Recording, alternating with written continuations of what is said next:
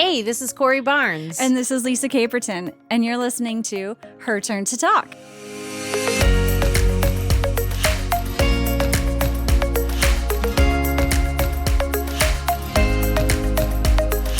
Good morning, everybody. This is Corey Barnes. And this is Lisa Caperton. Lisa Caperton, what's your middle name? Oh, I don't want to say. I'll tell you privately. It's a good one. Like Francis, I don't care for it. Francine, Wilma. That's what it is. It's Wilma. Lisa Wilma. Mine's eel backwards. Lee. That's a very common middle name, I feel It is. like. It is. It was Sometimes, a last you name know, of a I relative. do, yeah. A relative. Why do we even have middle names? Like, what's I'm the not sure. point? Some people have several. Well, I middle mean, I names. guess it came back, from generations past when people's names used to be much longer. Mhm. But I feel like, do we need them anymore? I don't know. I don't know. The name gets passed on, I guess. I guess. Something lives on. I don't know. Both of my kids have middle names from family members. Mhm. I don't My know. heart will go on and on. My middle name will go on. I like the song. That's from Titanic. I know. Near, far, wherever you are. What's I want to going talk on? about food, Lisa. I want What- to talk about food. What about food? You get any of those delivery boxes at all? I have in the past. Like Yes. what ones? We did HelloFresh. If you want to sponsor us, HelloFresh. come on. Yeah. We really did like I them. love. They were good and they HelloFresh. were fun, and my kids really liked it. They like to help us pick out the meals and then get the box and see Yeah. what was in it. Travis and I had a whole week last week. It was really fun just to come home. We knew, we take Yeah. care of ourselves for breakfast and dinner, and then in the evening we didn't have to think about it, and we just really cooked is, together. So much easier. Like, I've tried to, because I kept all my recipe, little cards, and then I'm like, okay, I'll just go to the store and I'll buy the stuff. But for some reason, I've done it a few times, but not that often. For some reason, it seems so much more different. I get still, again, sucked into the same pattern of eating the same really? things as, I don't know why. It just seems like, I have to go. I don't know. I've It's saved just the so much cards. easier than if they just send me all the stuff that's on the cards already. Yeah, that's the easiest. But I've saved the cards too, like the recipes that I like. And I've made a lot of them, remade a lot of them, and then lots of leftovers. But what it has done is it's made me want to cook more. And there's like things that I've picked up for some of the recipes that I didn't think of before. Yeah, that is nice. Like, and especially with sauces, I never thought, like, we would always just have chicken or pork Yeah. or whatever, and I never thought to make a sauce to go with it. Yeah. And it's really easy. Mhm. I thought it would be complicated, but it's not. This week I'm trying Spoonful or something like that. A spoonful of sugar? Meal delivery. Is that it? Oh, it's a Spoonful? different. Splendid Spoon. Ready to eat nutrient-dense meals. A unique food experience to simplify your health. I'm going to try that this week, and I'll let you know what I think about it. Yeah. It's smoothies and healthy bowls and kind of what I've been eating on this conscious cleanse. Right, Day right. 9, no caffeine. And everyone is still alive. I've also gotten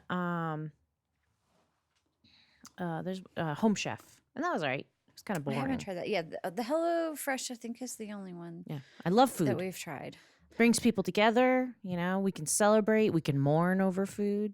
Food is just such a great thing to connect with other people. I love to go out to dinner with you, lunch, whatever, breakfast. I love enjoying a nice meal with somebody. It's fun. Me too. Oh, it's just good, comforting. It is good. And I can think about now nourishing. how much I eat different than like growing. I used to be so picky. I wouldn't eat anything. And now I've like expanded my horizons. And now I realize it's delicious. And so many different foods are delicious and fun to eat. I would never eat chocolate-covered grasshoppers. No bugs. I feel like I have eaten something. Maybe it was a cricket I tried or something. Cow tongue. I didn't. My son did. And he ate cow intestines. Ugh. We think it was cow intestines. We don't know. They just said it's intestines. It was in Costa Rica. Yuck. But we don't know from what animal. But he didn't like that. And my husband didn't really like it either. Yuck. Did you know that in Russia they're putting VR headsets on cows? What the? They say it's to help to help milk production. And I don't know how I feel about it because part of me thinks like, is that animal abuse that we put? Yeah. And then it's like they make it so the cows think they're in a beautiful field, but I don't know. It doesn't say, like, I don't know what conditions are they actually in. Yeah, it's bizarre. That we have to fool them. Yeah. Like, why can't we just put them in a field and Yeah. let them be happy for real? Yeah. Why do we have to put a VR headset Are on? they going to start putting them on people who have depression and stuff or can't produce milk? New moms. That's weird. It is weird. I don't know how I feel about it. I've never done it, but I really would like to. I've done it. It makes me nauseous. That's right. Yeah. I don't like, yeah. I've noticed that's one thing about becoming older, and I'm not even that old, but things are happening. But I've noticed that, like, the VR headset, roller coasters, things like that used to never make me sick, even car sick, like motion sickness, that happens, like, I don't know, as I got older. Do you know the song? Futures made of virtual insanity now always seem to be governed by this love we have for useless twisting. Our new technology, oh, now there is no sound, for we all live underground. You remember Jamiroquai with the hat? I remember. And the music video was awesome. I would jump around my room. I don't remember the music video. Oh my God, that's what I always think of. Virtual reality. But it's scary. I don't know. But I think we've talked about this before, that we could already be in one and we just don't know. Oh, that's right. Yeah. A simulation. We're in a simulation. Like, we were just sitting here a few days ago. Here, we're back again. Yeah. There was an algorithm that got us back here Right. again. There was a glitch in the Matrix, and like, Oh, and now we're doing it again. Ah! So, Inception. Glitches. Error.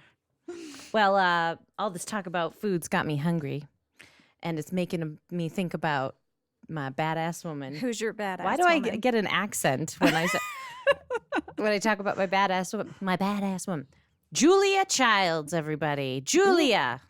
I wish she was here today. My grandma loved Julia Childs. I wish she was here to cook for us. And I remember her voice very distinctly. And I remember my grandma. She would babysit us, and Grandma would watch her, and then of course Bob Ross would be on shortly after. But Grandma always made really wonderful meals, and her idol was Julia Childs. And they happen to look quite similar, so Julia Child will always be a part of my life. TV chef and author Julia Child became a household name via the groundbreaking cookbook Mastering the Art of French Cooking and her popular show The French Chef. She was born in 1912 in Pasadena, California. After attending culinary school in France, she collaborated on the cookbook Mastering the Art of French Cooking, which became a bestseller upon its 1961 publication. Julia Child followed with the launch of The French Chef on the small screen, and she cemented her reputation as an industry icon through additional books and TV appearances until her death in 2004. It wasn't that long ago. She was also the inspiration behind the 2009 film Julie and Julia, which was based on the cooking blog by Julie Pye. I didn't see that. Did I you? saw that. Yeah, it was good. It was good. With Street, right?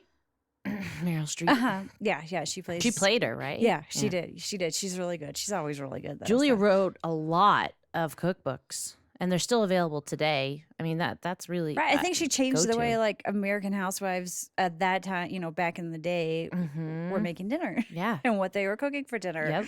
And I think she was the first woman to have a TV show where cooking like that.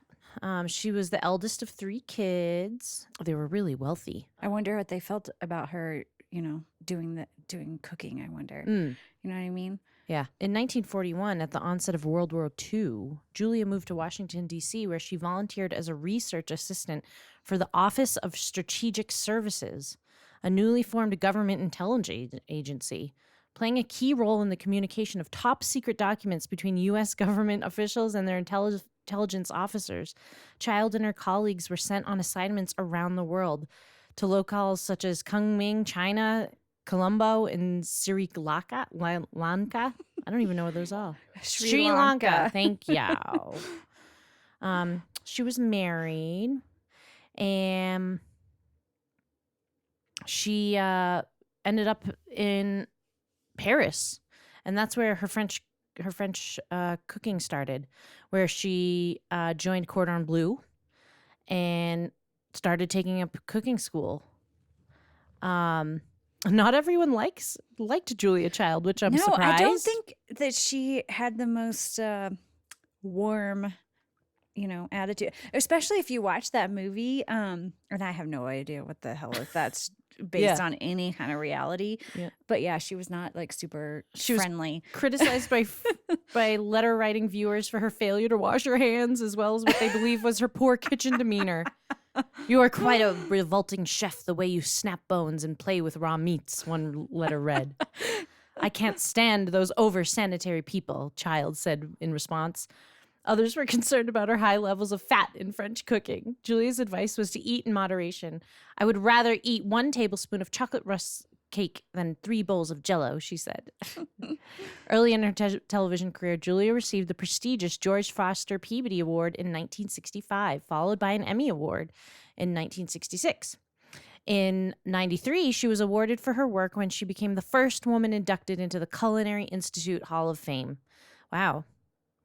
Following a 40-year career that made her name synonymous with fine food, synonymous with fine food. Today I'm learning how to speak with oh my Corey gosh, Burns. there's so many words. Yesterday I was reading congratulate, and I was conglaterate. I'm like, and she's congratulate? Yeah, I was having a real problem with that word. But anyway, she's now, in that Hall of Fame, and she died in 2004 of kidney failure, living in her assisted home in California, 2 days before her 92nd birthday. She definitely had no intention of slowing down. Julie's memory is certainly going to continue on through her various cookbooks and her syndicated cooking show. I bet you can go on YouTube. I bet she's all over the place. I think she's one that, she's not ever going to go away completely. Where did you learn about her? Where's this from? I learned about her on biography. Viagra. Biography.com/personality/Julia Childs. Awesome. Child? It's Child. I keep saying Childs. You do? I always thought it was Childs. It's okay. It's Child. She's just one child. Child. Well, that's a good one. She makes a good segue into our guest today. Yeah, Megan. So we're about to interview Megan, who is the founder and chief tasting officer of Local Table Tours. I was feeling hungry one day and was looking up cool chefs in Boulder, and her name popped up. So she also owns her own business, The Spanish by the Hour, and a Boulder home. We're going to learn more about those businesses and Megan and her life. Let's introduce Megan to the show.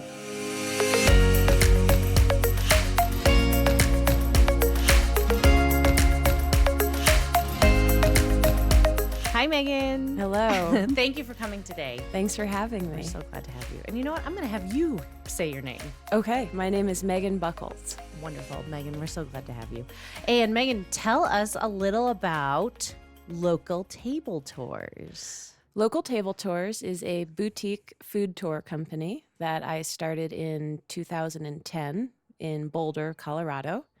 And we feature locally owned restaurants for chef's choice food paired with bartender's choice beverages at a handful of places on each tour. We've been in Denver for about 8 years and Fort Collins for 4 years. Wow. And that sounds like a lot of fun. It is a lot of fun. Yes. What was the idea that sparked it all? Well, I owe it all to a friend. one of my friends from graduate school went on a family vacation, probably in 2009. And when she came back, she was in Seattle. She came back and she was telling me about it over a beer, how her mom planned a food tour, and they went on a food tour, and it was this guided experience in, I think, the public market there. And it was so much fun. They got, these tastes of stuff they never would have tried if it weren't for this tour. And she was just talking about it. And prior to that, I had started a food blog called A Boulder Table. And I thought that I was going to become a famous food blogger with my recipes that are very mediocre. And she was a big supporter of my food blog. We'd go to the farmer's market. She was just a big supporter of me trying to do something unique. And so when she's telling me about this story of the food tour, she just stopped and said, "You should do that. No one's doing that out here." And it was a really great idea. Brilliant. I mean, you're very popular, and you've been around for 10 years. Yeah, we're going on our 10th year next year. Did you just start out doing the tours? I mean, do you do the tours yourself? I do as many tours as I can physically do. Like I just did 2 in a row yesterday in Fort Collins. Wow.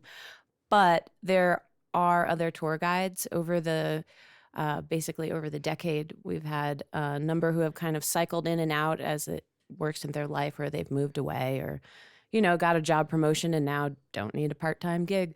But we have a handful of really cool people who will be guiding if it's not me personally. Was it just you in the beginning? So it was me and my friend who had given me the idea. And then it became just a solid core of 3 of us in Boulder. And then it's just grew from there. Did you have to go around to these restaurants and say, "Hey, we want to bring," how did that work? Yeah. So it started out by me asking a food photographer from Boulder who I knew because I was tutoring her children in Spanish. And she did professional photos for a lot of restaurants and for Black Cat Farm. And so she made the introduction to Eric and Jill Skokin at Black Cat Farm. And they said, "Sure, okay, we'll participate in something like this." So then I went over to Salt, which had just opened about 6 months before. And I said, "Oh, Black Cat's going to participate. Would you like to participate?" And they said, "Okay, we'll participate." And then I went to Tea and Cakes. And then I went to maybe another, and next thing you knew, and Savory Spice Shop. And next thing you knew, we had a tour.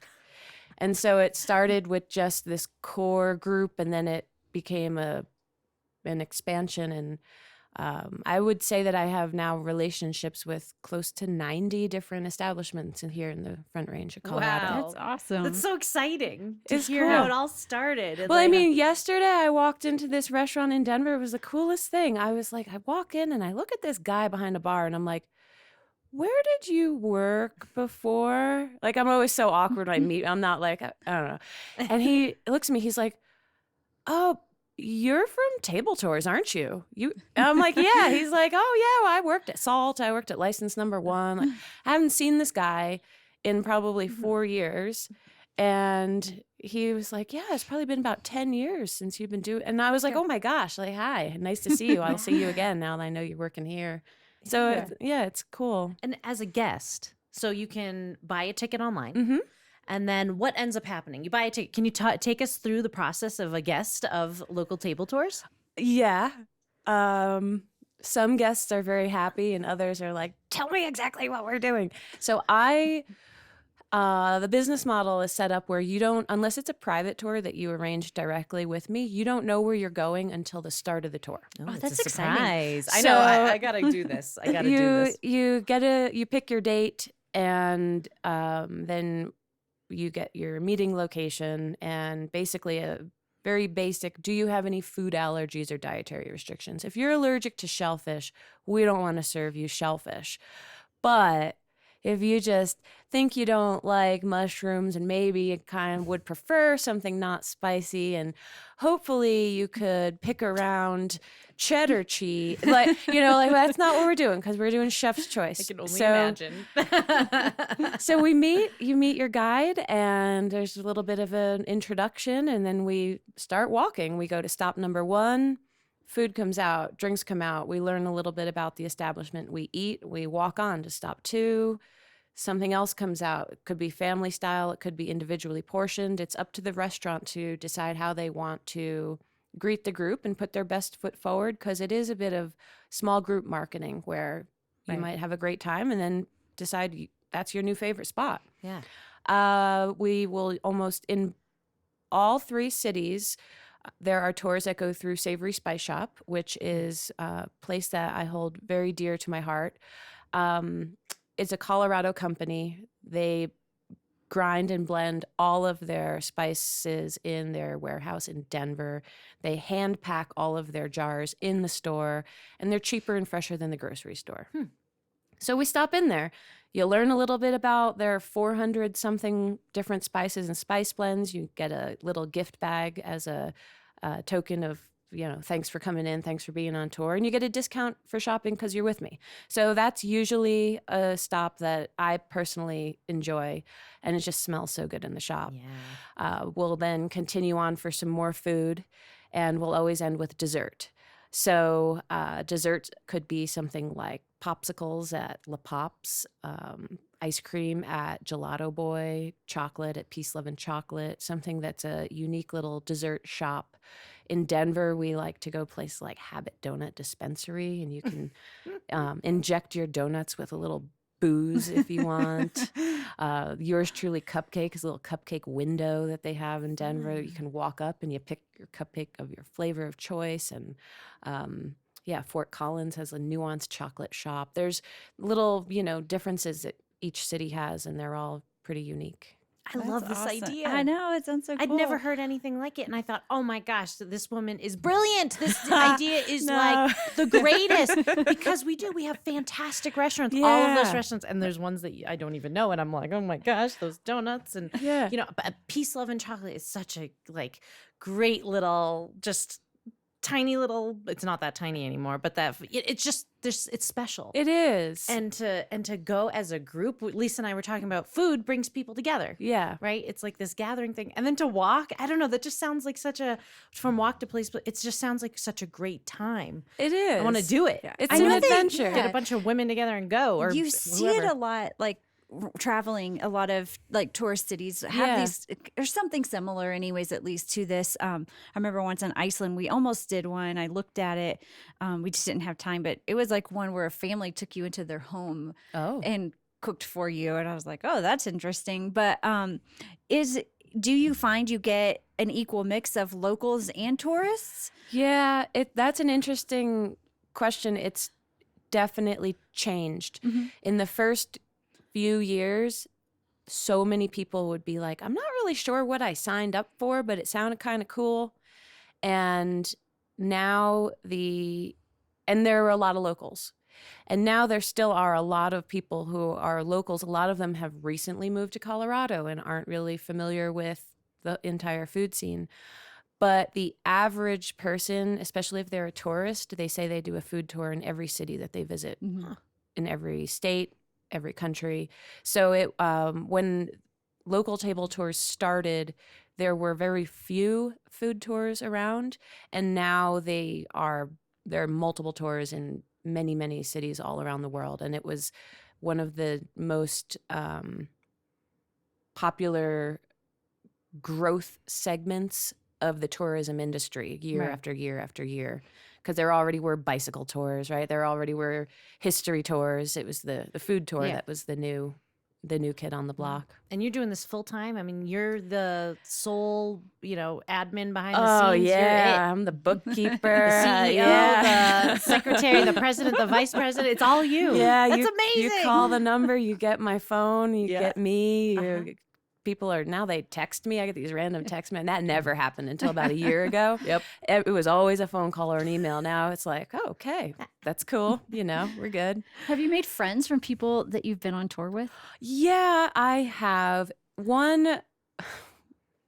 She worked for, I think, Microsoft, and did 11 tours with me over the course of about 2 years. Wow. Definitely got then invited to my birthday parties and all of that. But she moved away for another job. But yeah, I've made friends in the restaurant industry. I've become very good friends with all of my tour guides. And I do honestly feel at the end of a really good tour, there is this moment of like, all right, we're friends now. Like I had this group of 4 women from Louisville yesterday who were doing a little staycation weekend up in Fort Collins. And the one of them said, oh, I was on tour with you twice, 8 years ago, 6 years ago. Could you do something in Fort Collins for us? We're going to be up there. I'm like, absolutely. By the end of it, it was like, oh, hugs. And, like you don't necessarily always hug strangers, It was like hugs and let's do this again. And I you're can't getting wait to see you return again. clients. Yeah, we do get a lot of people who huge. have a good time. And word of mouth is happening then, I'm sure. Right? Yeah, That's well, I pretty hope so. big. Yeah, I don't, insist everyone like us on Facebook and follow us on Instagram. I sometimes feel like I should, but part of me hates it just as much as the rest of us. Right? Do you have any bad behaving guests sometimes? Yes. How do you handle that? Oh, it's tough because I've just told this story yesterday because people ask, we're sitting around a table and they're like, what's the craziest thing that ever happened? Well, I'm What's sure the-" because you're meeting It these happens. total I know, strangers. it happens in thousands every of business. people. Well, I had this group of men. They were all men, and I was the guide, and it was Denver 2.5 years ago, perhaps. They were on a tear, just trying to get as drunk as possible, ordering extra drinks. And, on a private tour, I can't prevent you from purchasing extra things. And we were at one place that served a local beer that comes in a specialty glass. And basically, from what I understand, the agreement is when you pour our beer, it has to be in this glass. So there's some intrigue on these glasses. And when we get to the second stop, someone starts talking about taking the copper mugs that the mules were served in and mentioned something to me about how so-and-so got that glass from the first. And I was like, wait, you took a glass? Oh, no. So What? I'm a little annoyed at this behavior, just kind of figuring out, like, how am I going to get the glass back? How am I going to still be nice to these people? Like, I want to walk away at this point and be like, you've forfeited all your money. Like, goodbye, you're done. You're kicked off the tour. By the time we're going to the third place, I'm texting the bartender saying, please do not serve anything in nice glassware. I have people stealing glasses. We get to the third place and a copper mug falls out of someone's jacket. And I just got livid with this group. And I demanded that everyone give me back all of their glassware. I had a hard time saying goodbye to them. I basically said, this was really unacceptable behavior for men in their 40s and 50s. Well, I was going to ask how old are these men? Yeah. And then it was like doing a walk of shame. I walked back to these restaurants and I gave them all their glasses. I got a free beer out of it, but it was like, I'm sure they knew that you were doing all you could do. But it's like my name's attached to it. So you're going to come in and just steal. Who does that? You did the right thing, and you did. I mean, that's way above and beyond what you did. Well, how brave of you for calling them out and making them give the stuff back. Yeah, I know. You could have just walked away. Man, that's badass in my book. Yeah. Wow. They were the worst. On drunks. Oh gosh, yeah, seriously. It's like I should have known when the guy called and was like, "We really like to party." Like, but certain times it's hard as a small business. You're trying to be like, "All right, I got to make the sale," but it was not a good. Yeah, you're like, "What kind of tour do you think you're on here?"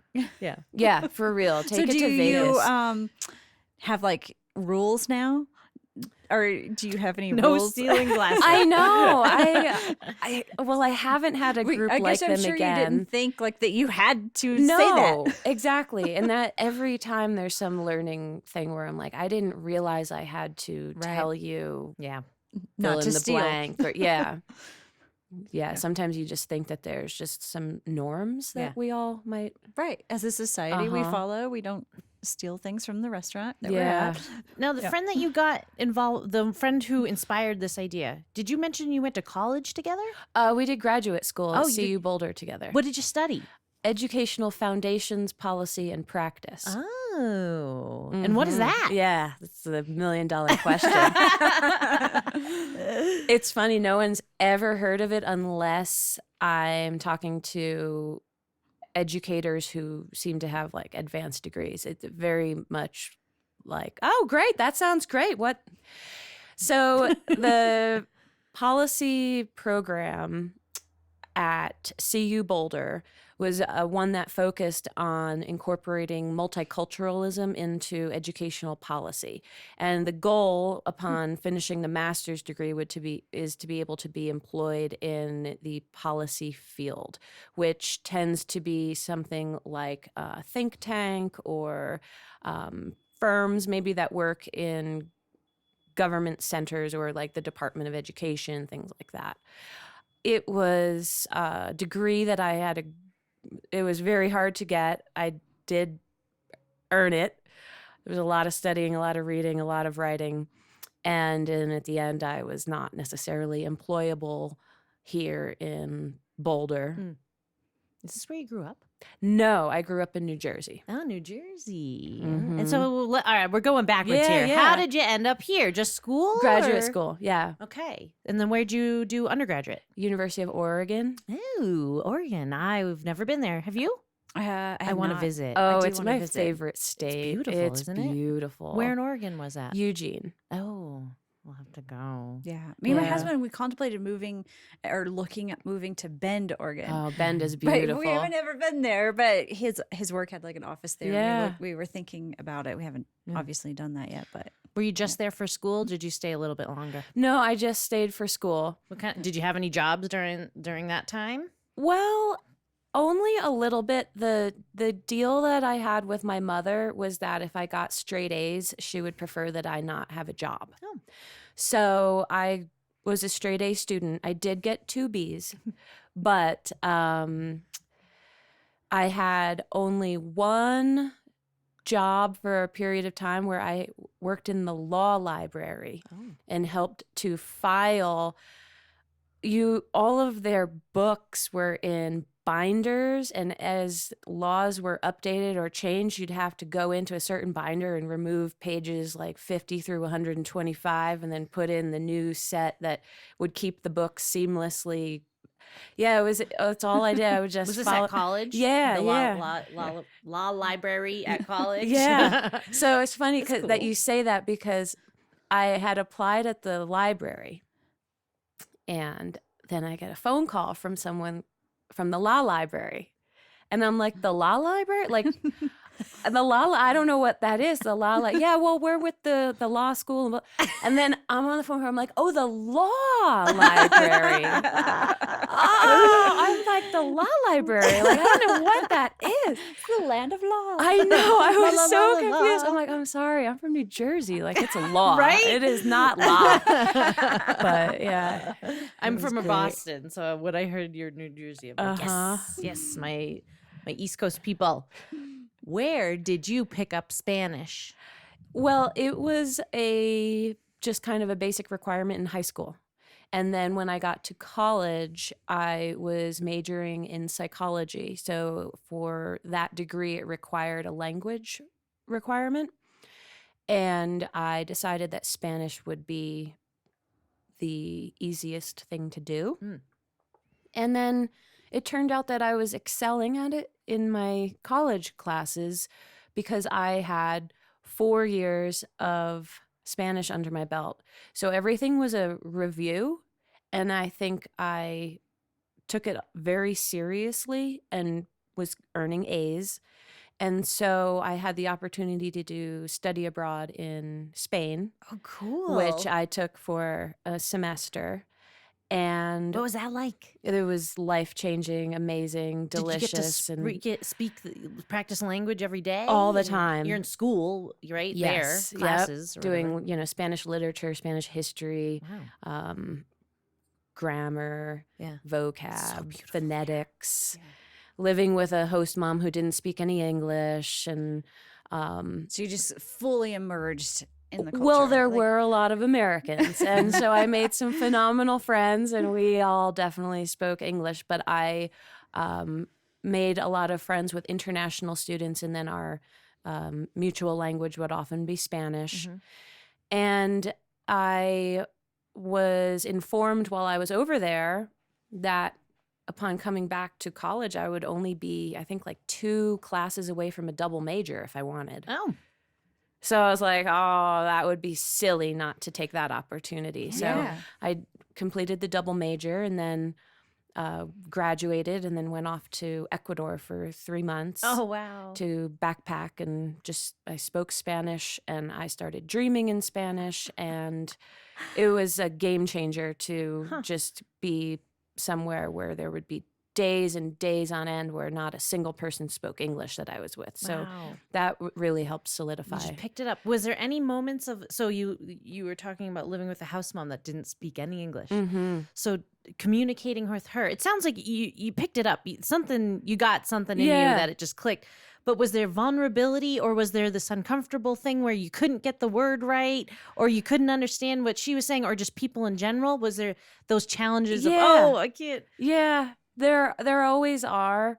I mean, I just always had a dictionary. You'd had a paper dictionary. You could look something up, and the person would help you that you're talking to, I'm sure, right? Right. Yeah, you can always like write it down, use visuals, point things out.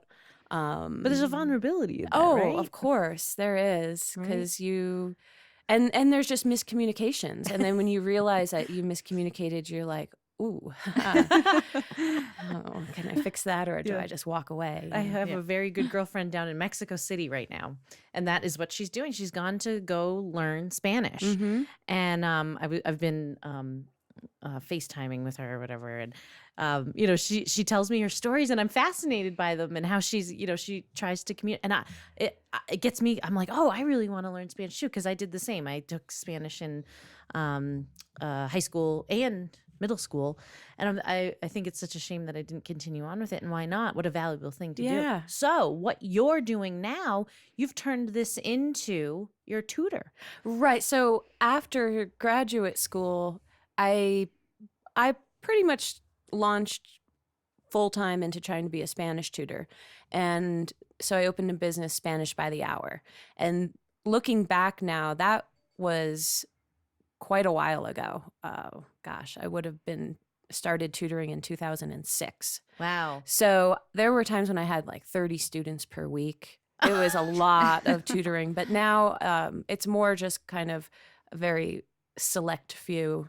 And I established some cool relationships with some teenagers. And that was your first business. That's cool. Yes. That was your first business. So that's real neat. I think are you still doing it now? I do still have some, like this afternoon I have, because finals are this week. So I know. gotta review. I was just thinking I'm going to keep your name in my head, because I have a 13-year-old and he's in Spanish right now. And I'm like, okay, if he needs a tutor. It gets tricky. You have another business, right? You have a third business?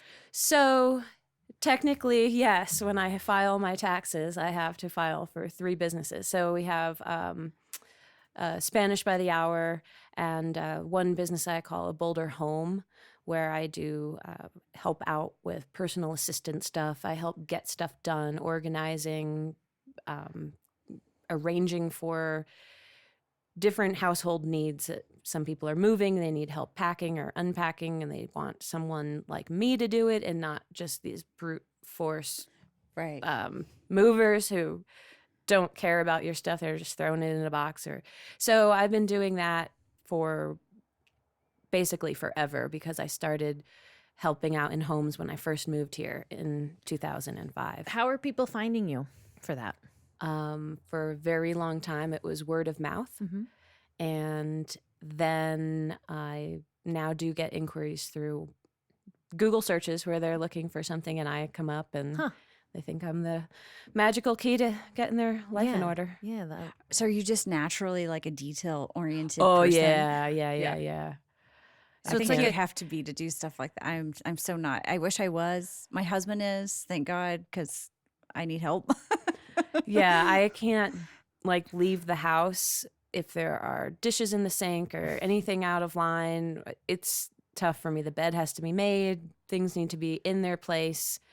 And then that way when I come home, it's like that. Right, Yeah. right, right. It's nice. So is it like a concierge like service? Is Oh, I that- just do whatever Just you need. anything? Yeah. You Personal need me assistance, to anything? sit here and wait for the appliance repair guy. I'll sit here and wait. You need me to help with get your dry cleaning and run errands. I'll do that. You need me to, I house sat for people for 2 weeks while they were in the Bahamas without cell phone service sailing, and they needed someone to take care of their Wow. kids and their dogs. You know, like I'm just a trustworthy person Yeah. who Wait, have you handles had stuff. strange requests in this? No, I can't. I have And not. how do you I don't know, weed that out, or how do you feel trusting to? You know, most These people I people. know Okay, over time, okay. it's like someone who I tutored their son for 6 years and now they need help with something else. Or, but I did get a weird inquiry for a tour Okay, that you just reminded me of. Tell I wanna us. hear this Years story. ago. It was a guy and he was calling for information about a private tour, but it turned out he didn't have a group that he wanted to be with. he wanted you for a date. Something where I basically, when I got off the phone with him, I went right into my website and made it like private tours are available for parties of 2 or more. Like I immediately Right. changed the language. You had like I was all the red flags yeah, going, or this bells is going not off. a date. This is not I a am date. not an escort. No. I don't know what on my website made you think that. Oh my god. It was a very awkward conversation. He was from somewhere up in the mountains, like an hour away, and it was weird. Oh, here's lonely some guy. lonely man. So, needless to say, you said I'm not available. Oh or- yeah, no, I did not meet Charge that guy. 5 times for that. I date. know, seriously. Oh my gosh. Did you always love food? Apparently, I did. Yes, I remember always. I remember from photos that I would be in the kitchen with my mom, and she always says that I enjoyed helping her because I grew up when my mom still had the interest and energy to make a lot of stuff from scratch. So that was what weekend mornings were and holidays were, making stuff and making a mess. And then in college, I got my first apartment. One of the first things I needed to get was a KitchenAid stand mixer. And I cooked and cooked and cooked and cooked and had always been there was a local fish market. I think it was called Newman's in Eugene, and they had the most freshest fish right off the boat. And, I'd like seek out places like that and always had dinner parties and cooked everything from scratch. Have you always been a vegetarian? No. So I became a vegetarian when I was 13 on a vacation in Colorado. We were at a steakhouse in Steamboat. And I sat down at the table and I just didn't want a steak. And I was the biggest meat eater. My mom will tell stories of that I would like trade with my sister and take her meat and give her my bread on a sandwich and stuff. And so I just sat there and I looked at everyone at the table and I said, I'm going to be a vegetarian. And I remember no one took me seriously. I remember that maybe a few months later, when I was in the mall with my mom shopping, I got a McDonald's hamburger. And she looked at me and she was like, I thought you were a vegetarian. And I was like, oh, don't tell anyone. This doesn't count. And that would have been the last time I ever had McDonald's, would have been in 1993. And I was a vegetarian up until I decided that I was going to go to Spain. it became clear to me that I wouldn't be able to eat very much food.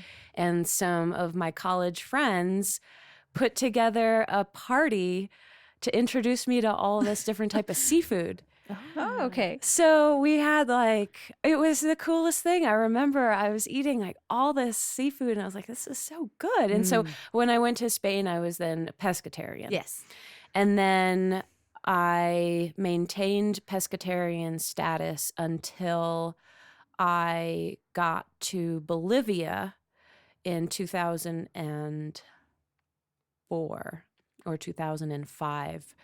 I had been in South America for about an 11-month journey and was pescatarian. I missed all the good food in Chile, except, they have a great coastline, but all the meat in Argentina, I didn't get any of it. Oh man, those empanadas filled with delicious meat. I was like, nope. Crossed the border into Bolivia, and it was very clear if I didn't start eating chicken, I was not going to be able to eat. There was nothing to eat. And so I started eating chicken, and I was like, well, this is pretty good. So when I moved to Colorado, I was basically like, well, I'll eat chicken and poultry. And then I was about 2 years into my food tour business, or 3 years into it. And I would just kind of push things aside on the plate if I didn't want them, because I didn't want to be like, oh, I need this specialty diet, right? So, and we sat down at a restaurant that served pork 4 ways, and that was their presentation. And I basically said, all right, I am not going to be sitting here with 10 people and not eat. So I ate, and I was so nervous the whole tour. I was like, oh, I'm going to be sick. This is going to be horrible. This is going to be a nightmare that everyone's going to remember. And I was fine. And then I was like, man, that bacon was good. That pork belly was good. So I didn't consider that you need to eat. You got to eat the food Yeah, potentially. I know. That other people eat it too. Yeah, because if you're pushing away, oh, why isn't she eating it? Right. Oh, I wouldn't eat that. Yeah. Yeah. Well, that's quite a journey. Uh-huh. That's pretty impressive. Change. I've gone through the same mindset, except I haven't been able to stick to them for very long. Yeah. So I'm very intrigued. Well, I eat 100% vegetarian at home. Mm-hmm. And it's very easy to do. Mm-hmm. I enjoy it. Yeah. And I eat a lot of vegetables, and my kitchen is not as dirty from animal proteins and I stuff. bet you have a lot of great recipes. Oh, yeah. Yeah. You're not blogging anymore. Well, No recipes occasionally I did have a recipe within the last month, I think, that I put up there. I blogged a lot. Mm-hmm. And it was something that I think I just lost a lot of. It became a chore. Yeah. It became like a homework assignment that sometimes I didn't feel like doing. Sure. So I do it when I really have something to say, or yeah. And the recipes, were they recipes you came up with? Yeah, some of them. And I look back and I'm like, don't use these recipes. But I married a chef. And so some recipes are his. And so things kind of changed once I realized that I was nowhere near as good of a cook as then the other person who lived in the house. Did you meet him on a food tour? I did. No way. Tell us that story. That's awesome. Yes, Sorry, I did. He was a chef, and we would be in the restaurant multiple days a week for either a cocktail tour or a food tour, or else I would just go on my own, not on a tour, and he just constantly said hello to me. And then I always remember just thinking, this creepy guy was always saying, hi, Megan, hi, Megan, hi, Megan, hi, Megan. And then I got a Facebook request, and I was like, who's this? I had no idea. And I was like, oh, that guy. Okay, that's cool, Then it led to, would you like to go out and get a drink? And that's and then it. it was history. Uh-huh. When did you guys get married? In 2014. Does he cook for you? Yes. Is it nice to live with a chef? It is, except when I'm cooking. Oh yeah, the critique, Yeah, right? and there's some very weird stuff that goes on where I think I'm doing everything right, and then I'll hear, "You're not burning that, are you?" And I don't smell anything burning. Like, seriously, there's nothing burning. And I'm like, "No." And I go and check. Oh my gosh, it's burning. Like, I don't know where he smells it that I don't, Right. But Some yeah, sixth sense there at the food. something weird. Yeah. Or, just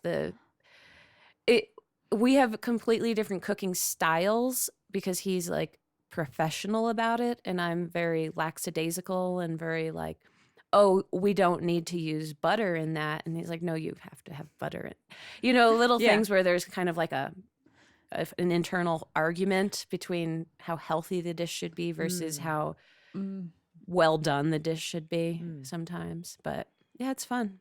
Would it be appropriate to ask you what's your top 3 favorite restaurants? Sure. Well, in Boulder, I always tell people my favorite restaurant is Arcana. Arcana. They Write this. It's on the podcast. It's on the podcast. You can listen to it. I'm recording it right now. Arcana is a place that I hold very dear to my heart. They have fantastic food, the most friendly staff, and they are very much a big supporter of me bringing groups in, which is wonderful because there's, sometimes you bring people in and it's a one and done, but other times you bring people in and they find a new restaurant and they go back and, that's the goal. And so I think they get a really good vibe of how it works and just love them. Is that where you and your husband both like to go together? So when we go out, Arcana is always on the list. There's an ever-growing list of places that we go when we go out. And I'm out so much on tours that I try to not Right. That makes sense. go out. It's so much going out.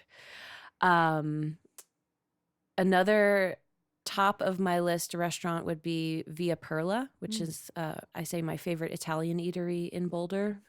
Excellent food, excellent service, really great price point. I've never had anything that's not good.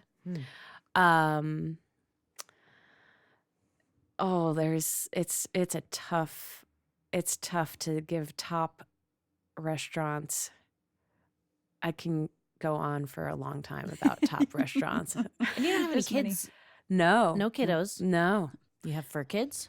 We have a cat, but we are. I almost wore my cat shirt for you. Well, because I read that you might be a cat fanatic. I am a little bit obsessed with felines. Yeah. What's your kitty's name? So our cat's name is Spot. Spot. Because she has a spot. Oh. But she is more widely known as the cat in the mask because she has a mask. Ooh. Her fur pattern has. Is she like white with black? She is white with a black mask, a black tail, and a black spot. Huh. And she's a domestic short hair, I imagine. Oh yeah, just whatever. But someone did bring to my attention, and I immediately Googled it, and it changed my world, that she could be of the lineage of the Turkish van cat. Yeah. Because they are known to be white fur. Yep. With a black or brown coloring on their head, tail, and have 1 or 2 spots. Yeah. Oh, wow. So that So kind of she changed. Be a special kitty. Oh, not I just a know. regular They were kitty. like imported in the 50s or something, like became a wildly popular breed here in the United States in the 50s. cool. So I think that she has some very special lineage. Did you always have cats? Yes. You just always. So that's where the loves for cats comes in. I You just grew up with a cats. cat. Yeah. Then when that cat passed, we had another cat. And then when that cat passed, my parents got more cats. And then when I was in college, I got a cat. And so, Yeah, that's great. yeah. That's great. Would you consider yourself an extrovert?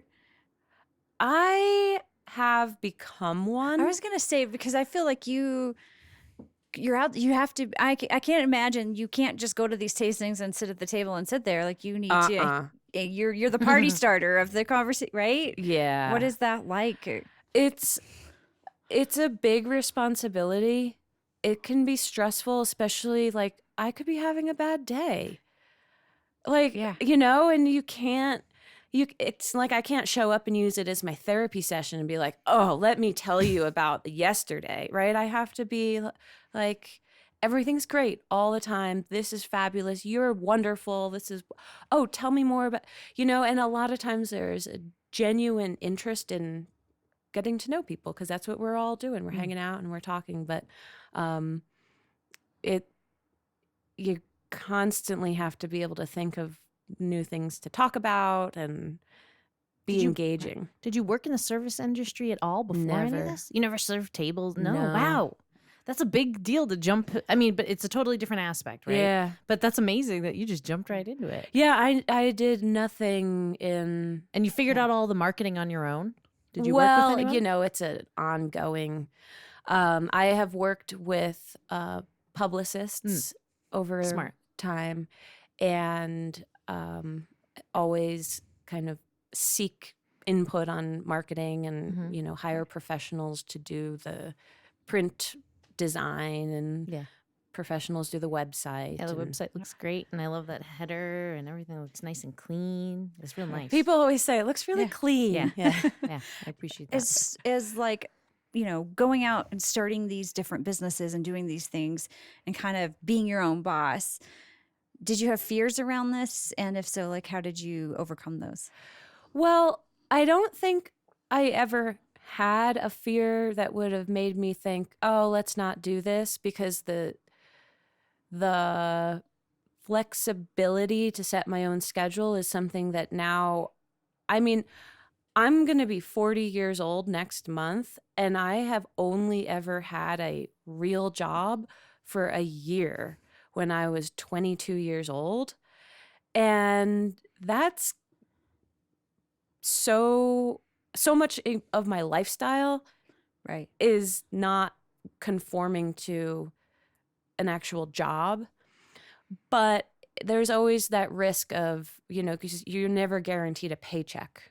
So, and health insurance is incredibly expensive. Yeah. Self-employment tax is really expensive. So, or high. But, it's like the benefit of being able to be like, oh, you know what? Let's go skiing today. This is a great day to do it. Or, oh, yeah, we can do that next month. Oh, there's a show out in New York City that we want to go to. Oh, we can fly out. Just having the ability to do that is something that I wouldn't ever want to give up. Right. Yeah. Well, I think there's something that comes, like Corey and I both have our own businesses too. And I think it's just something that comes with, you feel good about kind of being self-made and being able to just do what you said and come and go and do what you want and actually do what's making you happy and not what you're just told to do. Right. I know. It's really funny because I interact with a lot of people who have normal jobs, and they always say when we're on a food tour, I can't believe you do this for a living. Yep. This is so cool. Wow.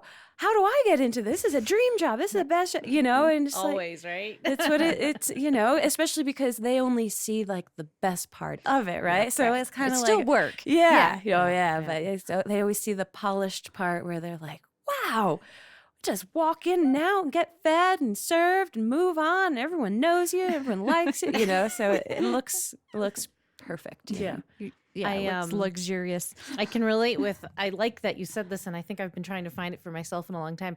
I don't like conforming to the norms either. And now that when you said that, it clicked. I was like, oh my gosh, that's why I own a pet sitting business. Oh, and nice. Lisa has I've done a bunch of pet sitting. I just was reading that. We've been doing it for now. We're coming up on 7 years, and I got a team and all that business. And but that's why it's been so successful. I've never liked conforming to the norms. And when you said that, I was like, boom, that's it. When you said that, the only normal job you had. And I'm thinking all those jobs that I had, but I never hung out for very long. And that, I don't know, there's something about when you don't want to conform to those norms. I don't know, life's exciting. Your life story that you just told us, that was exciting. You traveled all over.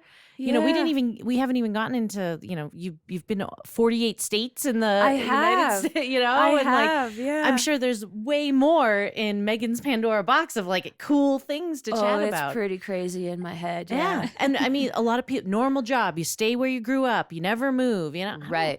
I don't no interest in that. None. You know? And that's, you know, this is why we have the show too, is because we like to bring people on. And there was something about you when I started reading about that. So, and I think it's inspiring to hear other women like doing that, because hopefully some other woman's out there listening in her, you know, job that she's not really that happy, and to think like, it's okay. It takes a little bit of bravery and a little bit of like, you're just gonna like this trust. I'm just gonna jump and go for it. But you know what? If it doesn't work out, then find something else. Yeah. Like just keep going. Find another job. It just sound like what you've been doing. It's like, I'm gonna try, and it's worked out for you. And if you're good at it and you're providing a good service, several services, you know, you got to hustle, and it's an expensive area to live in. And, you know, if you don't have a trust fund, you gotta hustle. But it's fun because I love Spanish. So I enjoy breaking down the grammar and having someone be like, wow, you explained that really well. And then they go on to get a good grade on a test. I enjoy when I make someone's life easier. And I really enjoy when people are like, that was a really good food tour. Or that was one of the best food tours we've been on. Yeah. And so it's fun, you know. Truly inspiring and exciting. And I can't wait to go on one of your tours. I'm already like going in my head. I'm like, I'm going to get this person there and this person there. And then I'm like, maybe I should take up Spanish. Like, I just want to hang out. I always end up, whenever we bring people on that we don't know, we end up, same thing. Like we're friends at the end of the show, right? Just like the tours. But this has been really great. I'm so glad. Thank you so much for coming on today. Thanks for having me. This has just been spectacular. And you will see our faces. We're going to get on one of your tours real soon. We're going to put your links to your website up on our website for your episode so everybody can find you. It's been amazing. Thank you so much for sharing your story. Anytime.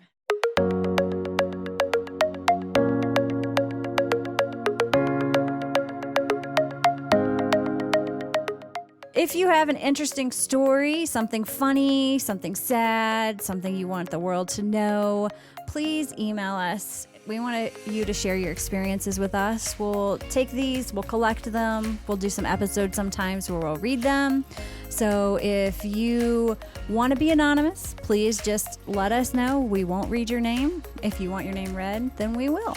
But send us those stories, comments, to info@herturntotalkpodcast.com. And we also ask, if you like what you're hearing, please rate, review, and subscribe. Thank you.